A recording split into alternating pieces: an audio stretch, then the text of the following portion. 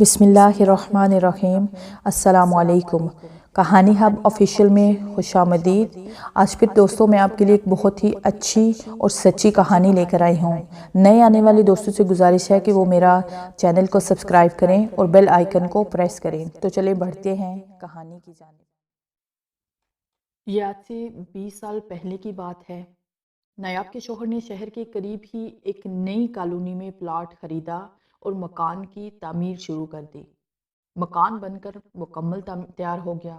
پھر نایاب اور اس کا شوہر اور بچے بھی اسی گھر میں شفٹ ہو گئے۔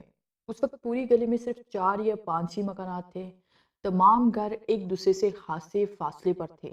گھر کے ارد گرد درخت اور گھنی جھاڑیاں تھی۔ چونکہ کالونی نئی نئی تھی اور آبادی بھی بہت کم تھی، اسی لیے کالونی میں ابھی تک سیوریج کا کوئی سسٹم نہیں تھا۔ اس لیے جو چند ایک گھر بن چکے تھے ان کے ارد گرد گندے پانی کے جوہر بھی تھے، یعنی کہ کالونی کا ماحول کسی ویران علاقے سے کم نہیں تھا۔ نایاب کا شوہر سرکاری ملازم تھا اور زیادہ تر اپنے کام پر ہی رہتا تھا، لیکن شام کو گھر واپس آ جایا کرتا تھا۔ نایاب کے بچے اس وقت چھوٹے تھے اور تمام بچے سکول جایا کرتے تھے۔ اس دوران نایاب گھر میں بالکل اکیلی ہوا کرتی تھی۔ شروع میں جب نایاب گھر میں اکیلی ہوتی تو اسے محسوس ہوتا کہ اس گھر میں وہ اکیلی نہیں ہے، اس کے علاوہ بھی کوئی گھر میں موجود ضرور ہے، لیکن نظر کوئی نہیں آتا تھا۔ اسی طرح کافی عرصہ گزر گیا۔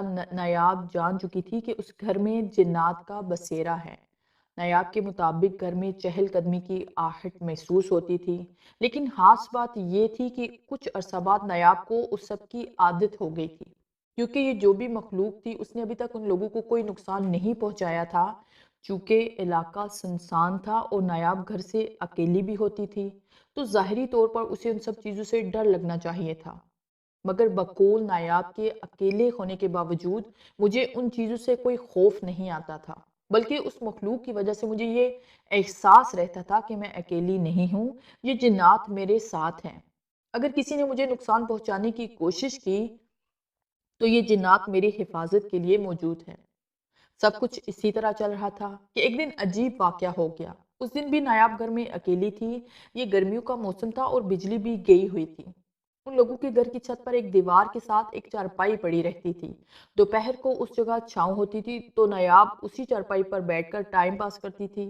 یہ تقریباً دوپہر کے 12 بجے کا وقت تھا۔ نایاب اس چارپائی پر نیند کر رہی تھی کہ اچانک اسے کہیں سے مزے کے کھانوں کی خوشبو آنے لگی۔ نایاب کی آنکھ کھل گئی۔ یہ بہت مزے کی خوشبو تھی۔ تھوڑی دیر تک نایاب چارپائی پر لیٹی رہی، پھر اس نے سوچا کہ آخر یہ خوشبو کہاں سے آ رہی ہے۔ اسے محسوس ہوا کہ جیسے یہ خوشبو ہمارے ہی گھر کے ساتھ والے خالی پلاٹ سے آ رہی ہے۔ نایاب چارپائی سے اٹھی اور اپنے گھر کی چھت سے ساتھ والے پلاٹ میں جھانک کر دیکھنے لگی۔ وہاں عجیب ہی منظر تھا۔ ساتھ والے پلاٹ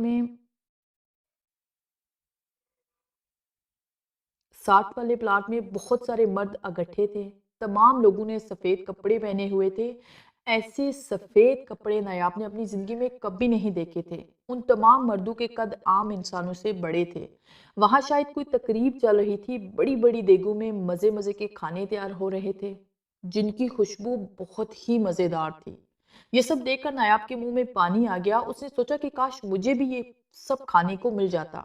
بس ابھی وہ یہ سب سوچ ہی رہی تھی کہ اچانک اسے محسوس ہوا جیسے اس کا پیٹ کھانے سے بھر گیا ہے، جیسے ابھی اس نے بہت مزے کا کھانا کھایا ہو۔ مزے کی بات یہ تھی کہ نایاب نے کھانے کا ذائقہ اس کے منہ میں ابھی بھی محسوس کر رہی تھی۔ یہ بہت ہی عجیب بات تھی۔ نایاب کے مطابق وہ بالکل اپنے ہوش و خاص میں ہی تھی۔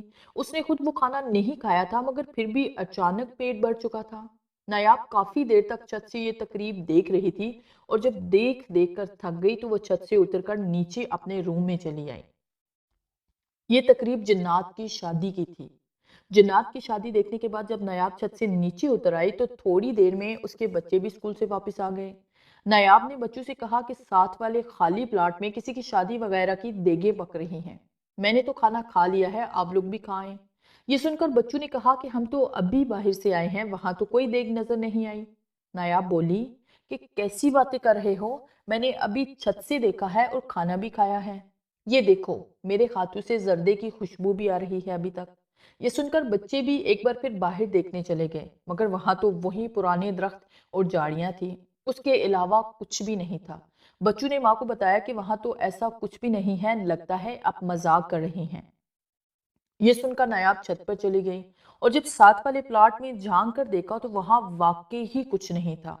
بقول نایاب کہ ایسا کھانا میں نے زندگی میں کبھی نہیں کھایا تھا اور نہ ہی کبھی کھانے کی اتنی پیاری خوشبو سونگھی تھی۔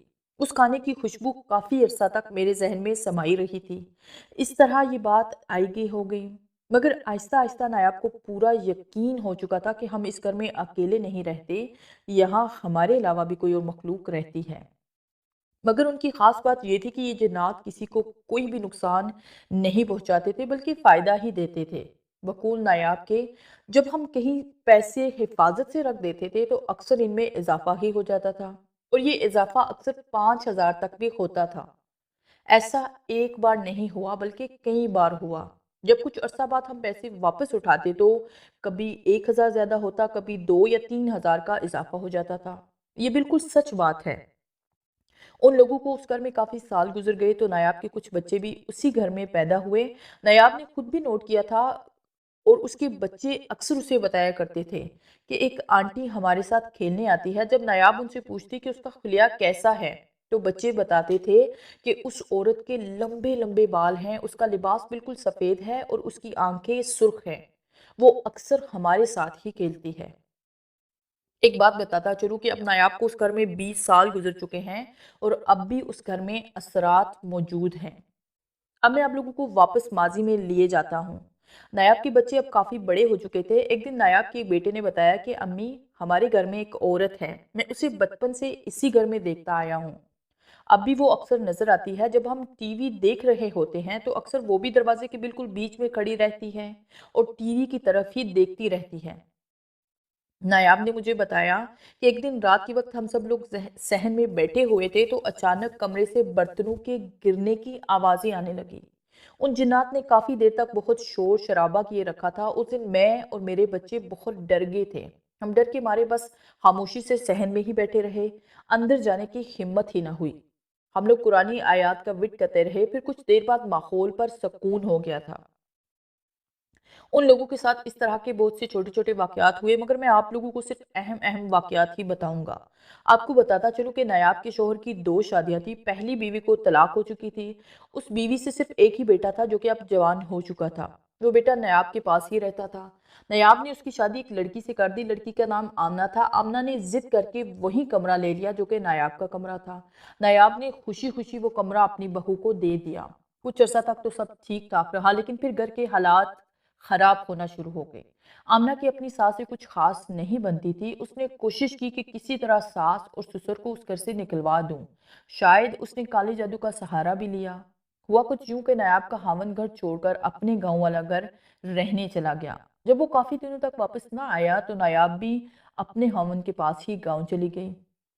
شاید یہ بات ان جنات کو اچھی نہیں لگی، یا شاید وہ جنات نایاب کی بہو پر غصہ ہو گئے۔ انہوں نے آمنہ یعنی کہ نایاب کی بہو کو تنگ کرنا شروع کر دیا۔ دوسرے لفظوں میں اب آمنہ پر اثرات ہو چکے تھے۔ روز روز آمنہ کی حالت بگڑ جاتی تھی۔ آمنہ کو دورے پڑنا شروع ہو گئے تھے۔ آمنہ زور زور سے چیختی چلاتی تھی۔ اس کی آواز بھاری ہو جاتی تھی اور آمنہ کا حشر نشر ہو جاتا تھا۔ ساتھ ہی وہ کمرے کا بھی حشر نشر کر دیتے تھے۔ جب دورہ ختم ہوتا تو اسے کچھ بھی یاد نہ ہوتا کہ کیا ہوا تھا۔ آمنہ کے خاوند نے اس کا بہت علاج کروایا مگر وہ ٹھیک نہ ہو سکی۔ جو جو وقت گزرتا گیا آمنہ کی حالت مزید خراب ہوتی جا رہی تھی۔ وہ کہتی تھی کہ یہ دیکھو، اس کمرے میں یہ اور بھی بہت سے لوگ ہیں، یہ مجھے مار ڈالیں گے، مجھے ان سے بچا لو۔ آمنہ کے ساس اور سسر یعنی کہ نایاب اور اس کا خاوند ابھی تک گاؤں میں ہی رہ رہے تھے۔ لڑائی جھگڑوں کی وجہ سے وہ لوگ شہر والے گھر میں نہیں آنا چاہتے تھے، کیونکہ بیٹے کی نئی نئی شادی ہوئی تھی تو وہ اپنے بیٹے کے لیے مسئلہ نہیں بننا چاہتے تھے۔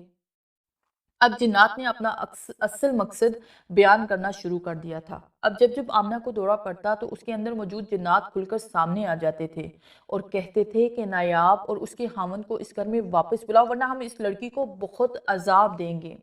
اسی دوران آمنہ نے اپنا کمرہ بھی چھوڑ دیا اور دوسرے کمرے میں شفٹ ہو گئی، مگر اس کی حالت وہیں رہی۔ کئی جگہ سے دم درود کرانے پر وقتی طور پر تو حالت سنبھل جاتی تھی، مگر اصل مسئلہ حل نہیں ہو رہا تھا۔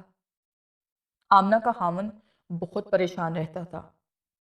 उधर उसी दौरान एक रात गांव वाले घर में नायाब के साथ अजीब वाकया पेश आया। बताता चलूं कि गांव वाले घर जाने के बाद नायाब और उसके शोहर ने 8-10 बैल खरीद लिए थे। उनका इरादा था कि उन बैलों को बकरा ईद पर फरोख्त कर देंगे। उसी रात आमना को भी दौरा पड़ गया और उधर गांव में भी एक अजीब वाकया पेश आया। हुआ कुछ यूं कि बंधे हुए बैल खुद ब खुद बार बार खुल जाते थे। नायाब उन्हें दोबारा बांध देती, मगर थोड़ी देर बाद दूसरा बैल खुल जाता था। नायाब उसे बांध देती तो फिर एक और बैल खुल जाता था।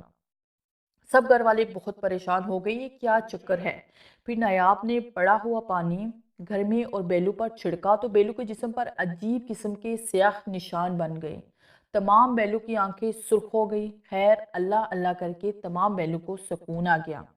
उसी रात आमना के हामिद ने अपने माँ बाप को कॉल की और सारा हाल बयान किया कि आमना को फिर से दौरा पड़ गया था और जिन्नात कह रहे थे कि नायाब और उसके हामिद को जल्दी घर वापस बुला लो, वरना अच्छा नहीं होगा। आमना के शोहर ने उन्हें जल्दी ही शहर वाले घर वापस आ जाने को कहा। नायाब ने बहू का रूहानी इलाज कराना शुरू किया। बहुत से आमिल और मौलवी हजरात को बुलाया गया, मगर आमना की हालत संभल ना सकी। जो भी मौलवी ये आमिल आता वो एक दो मरतबा दमदरुद करता और फिर इनकार कर देता कि ये काम मेरे बस का नहीं है। इसी तरह बहुत से लोग रूहानी इलाज करने के लिए बुलाए गए, मगर आमना की हालत ना संभली और सभी लोगों ने मजीद इलाज करने से इनकार कर दिया। एक दिन एक पीर साहिब आमना का इलाज करने आए। उन्होंने इलाज शुरू किया तो आमना की हालत कुछ बेहतर हो गई। एक दिन आमना ने अजीब अजीब बातें करना शुरू कर दी कि वो देखो, ये लोग अपना सामान बांध रहे हैं और ये जिन्नात इस घर को छोड़कर जा रहे हैं। आमना ने बताया कि उन जिन्नात का पूरा कबीला उस घर में रहता है, उन जिन्नात के माल मवेशी भी हैं। आमना बार बार दरवाजे में खड़ी हो जाती और कहती कि ये जिन्नात आहिस्ता आहिस्ता इस घर से जा रहे हैं। आमना के मुताबिक बहुत सारे जिन्नात घर से चले गए हैं और कुछ जाने की तैयारी कर रहे हैं। उस दिन के बाद पीर साहिब ने आमना का इलाज करना बंद कर दिया। उन पीर साहिब का कहना था कि उन जिन्नात ने मेरा बहुत नुकसान कर दिया है, अब मैं आमना का मजीद इलाज नहीं कर सकता। उसके बाद आमना की हालत पहले जैसी रहने लगी। एक दिन अजीब वाकया हुआ। आमना के जहेज में एक पेटी भी थी जिसमें उसके जहेज का सारा सामान रखा हुआ था। आमना ने वो पूरी पेटी अकेले उठा ली और खुद उसके नीचे घुस गई और अजीब अजीब हरकतें और बातें करने लगी। लोहे की पेटी और उसमें मौजूद सामान बहुत वजनी था। ये पेटी लोहे के एक स्टैंड पर रखी हुई थी, जैसा कि आमतौर पर पेटी का स्टैंड होता है। ये बिल्कुल बिल्कुल वैसा ही ऊंचा स्टैंड था। आप लोग अंदाजा लगा सकते हैं कि कोई भी जवान बंदा पेटी के नीचे नहीं घुस सकता और ना ही इतनी वजनी पेटी को अकेले उठा सकता है।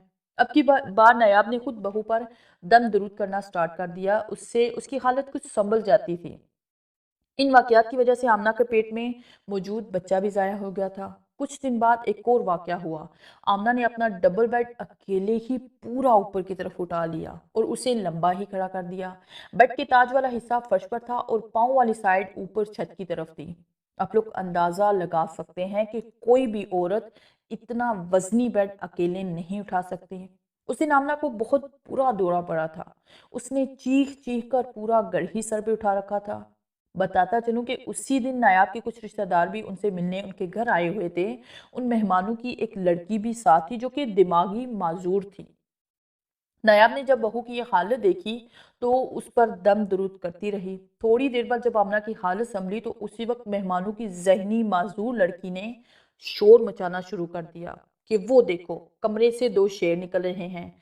लड़की बहुत डर चुकी थी और बार बार कहती थी कि मैंने उसी कमरे से दो शेरों को निकलते हुए देखा है और वो शेर सामने वाले दूसरे कमरे में चले गए हैं। लड़की बार बार एक कमरे की तरफ इशारा करती और कहती कि वहां शेर है। फिर वो सब लोगों को कमरे के अंदर ले गई और बताने लगी कि वो देखो, बेड के नीचे दो शेर बैठे हुए हैं। बताता चलूं कि ये कमरा नायाब का कमरा था।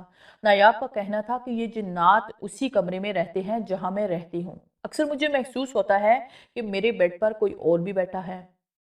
अच्छा, तो बात हो रही थी मेहमानों की जहनी मरीज मरीज लड़की की। वो मेहमान अपनी लड़की को लेकर घर वापस चले गए और 2 माह बाद वो लड़की फोत हो गई। उस लड़की की मां ने नायाब को बताया कि जिस दिन मेरी बेटी तुम्हारे घर डरी थी उसके बाद से उसकी हालत बहुत ख़राब रहती थी। हमने बहुत इलाज करवाया मगर वो ठीक नहीं हो सकती। नायाब के घर सब कुछ ऐसा ही चलता रहा।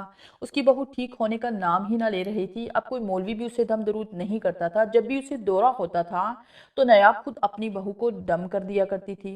उस तंग की वजह से आमना पुरसुकून हो जाती थी। आखिरकार आमना और उसका शौहर ये घर छोड़कर चले गए। जब वो दूसरे घर में शिफ्ट हो गए तो आमना की हालत आहिस्ता आहिस्ता बिल्कुल ठीक हो गई। अब आमना कई सालों से अपने अलहदा घर में रही है और बिल्कुल ठीक है। नायाब की एक बेटी की शादी हो चुकी है और वो अपने शौहर के घर ही रहती है। नायाब की बेटी का घर उनके घर से शायद 3 किलोमीटर दूर है। वो अपनी माँ को बताती है कि अम्मी, यही जिन्नात जो इस घर में मुझे नजर आते थे वही औरत अब मेरे घर में भी कभी कभी मुझे नजर आती है। नायाब का एक बेटे की दुकान घर से दूर एक दूसरे शहर में है। काफी दूर होने की वजह से वो रात को अपनी दुकान में ही सो जाता है। उस बेटे ने अपनी माँ को बताया कि अम्मी, ये जिन्नात वहां मेरी दुकान में भी आ गए हैं। मैंने उन्हें घर में भी देखा है। मेरी दुकान में 2 जिन्नात हैं। वो मुझे नजर भी आते हैं और मुझे तंग भी करते हैं। मैं अगर बाजार से गोश्त वाली कोई चीज दुकान में लाकर खाऊं, ये बाद में खाने के लिए रख दूं तो वो चीज गायब हो जाती है। नायाब ने बेटे से कहा कि तुम जिन्नात को मुखातिब करके उनके साथ एक मुआहदा कर लो। बेटे ने माँ की बात पर अमल किया और जिन्नात को कहा कि आप लोग मेरी दुकान के किसी एक हिस्सा में रह लें, मैं आपको तंग नहीं करूंगा और आप मुझे तंग ना करना। पहले वो लड़का अपनी दुकान के अंदर ही दुकान की पिछली दीवार की साइड पर बनी हुई टांडी पर सोता था। उसे उसे पश्ती भी कहते हैं। एक छत के नीचे ही एक कम ऊंची छत बना दी जाती है जिस पर जरूरी ये फालतू सामान रख दिया जाता है। उसे पश्ती कहते हैं। अब वो लड़का दुकान के बीच में पड़ी एक मेज पर सोता है और जिन्नात उस डांडी पर सोते हैं, मगर लड़की को तंग नहीं करते। नायाब लोगों ने 20 साल पुराना घर तुड़वा कर अब वहां एक शानदार कोठी बनवा ली है। वो जिन्नात अभी भी उनके घर में रहते हैं मगर उन लोगों को ज्यादा तंग नहीं करते। लेकिन अब कभी कभार उनके घर से पैसे और जरूरी कागजात मसलन शनाख्ती कार्ड वगैरह गुम हो जाते हैं और वापस